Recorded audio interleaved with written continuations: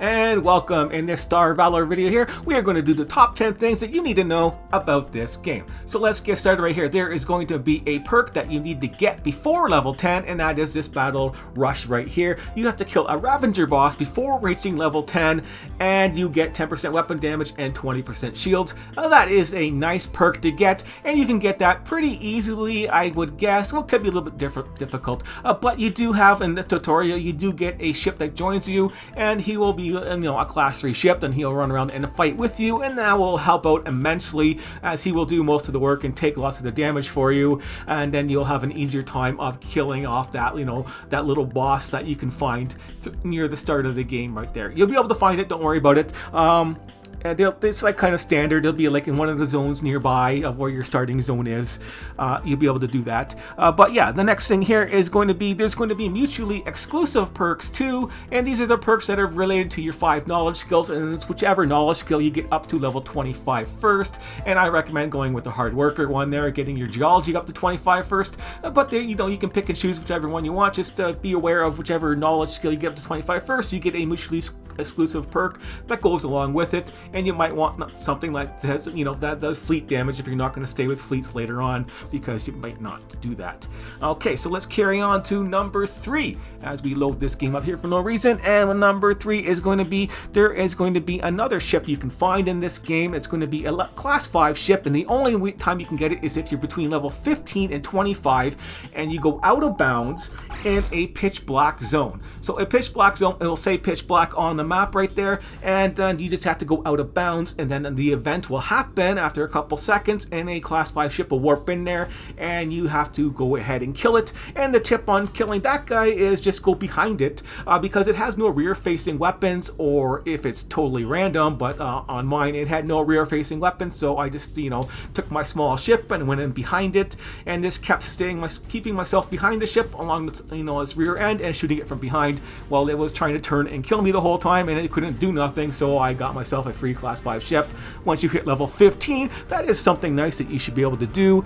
And let's go on to number 4. Number 4, there are temporary perks in this game. I was trying to read my stupid writing and keep around there. Okay, there's going to be a perk in this game. It's going to be temporary. It is a Marauder perk. So that is based by, I don't have it here, so I don't know why I'm in the screen, but just something to look at. Anyways, this perk right here is going to be based on your reputation. Here we look at stats maybe.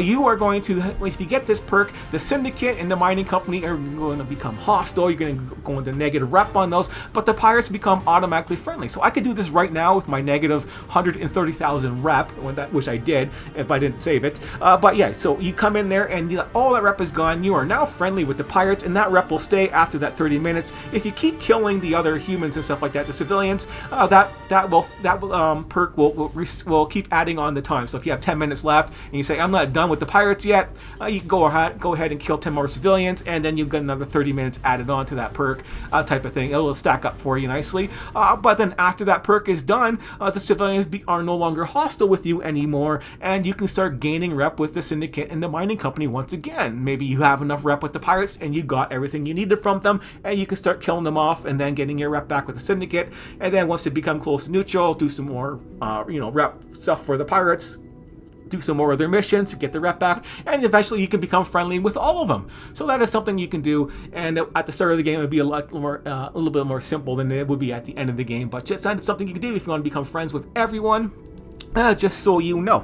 Number 5, there's going to be faction-related items in this game. So I didn't really know this at the start of the game when I was playing it, but there's things like, the Miners Guild have a Miners Reactor, the Venge have a Venge Reactor. I don't know why they doubled that one up for that section that they're, but some of these factions have their own separate, specialized armor for the humans and stuff like that. The humans have their own special stealth item, and the Syndicate has their scanners type of a thing. But just be aware, and the pirates have better pirate boosters, speed boosters, and engines. And they have heat sinks for their ships too. But yeah, just be aware that all these factions have their own specialized items that are better than what the other factions can do, and it'd be good to mix and match all of them on your ships. If you're going for a perfect ship build type of a deal, you're going to want to be aware of that.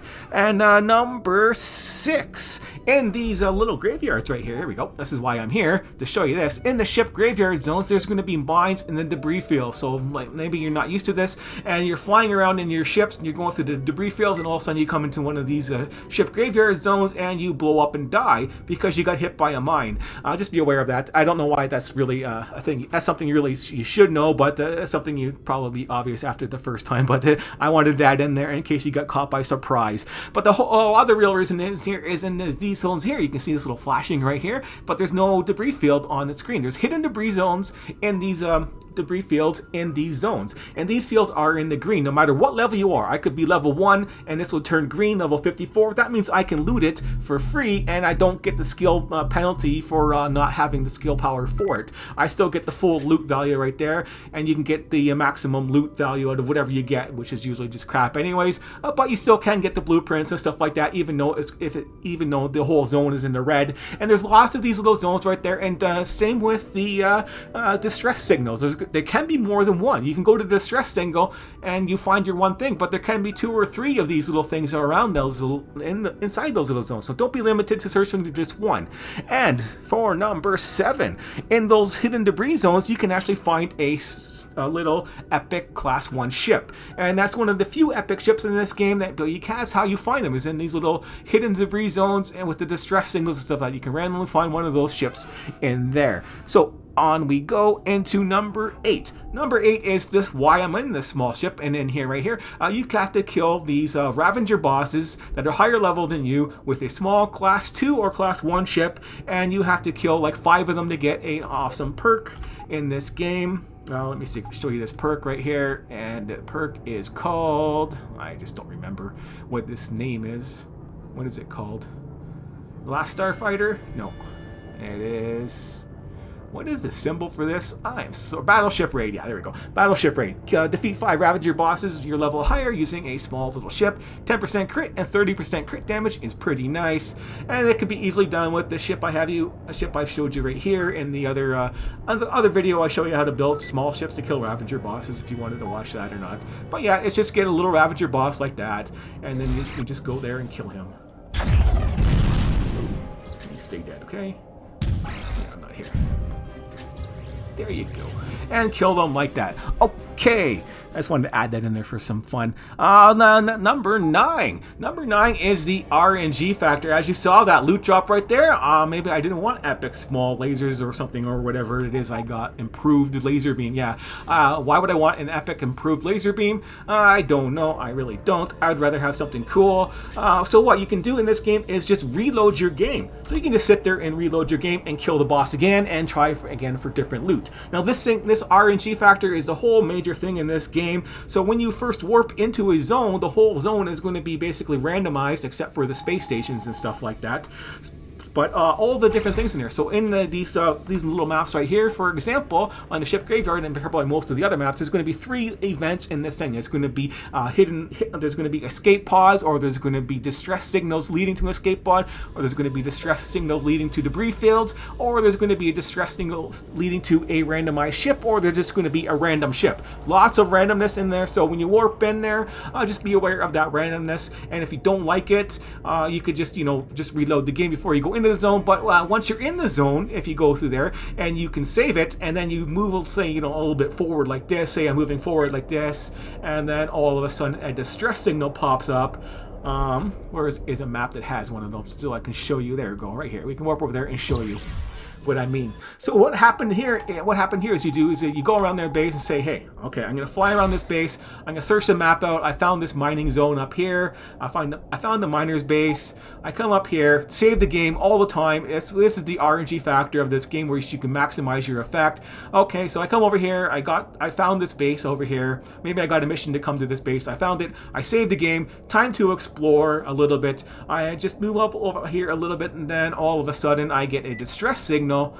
When I get to the outside edge, there's a distress signal. I come out here. As soon as that signal indicator pops up, that is the random factor. That is that is the time when the ship is generated, if it is a ship. And for example, so this ship was just generated, and it is this ship right here. So I can, that ship is small. It sucks. I want something bigger. So how about I just reload the game, come back, and then maybe next time it's going to be a class 5 or class 6 ship that I actually want, and do that. So you can do this throughout the whole game, and just do the RNG factor. So just be aware of that for RNG. And number 10, there is going to be a what is it? I say there, special item.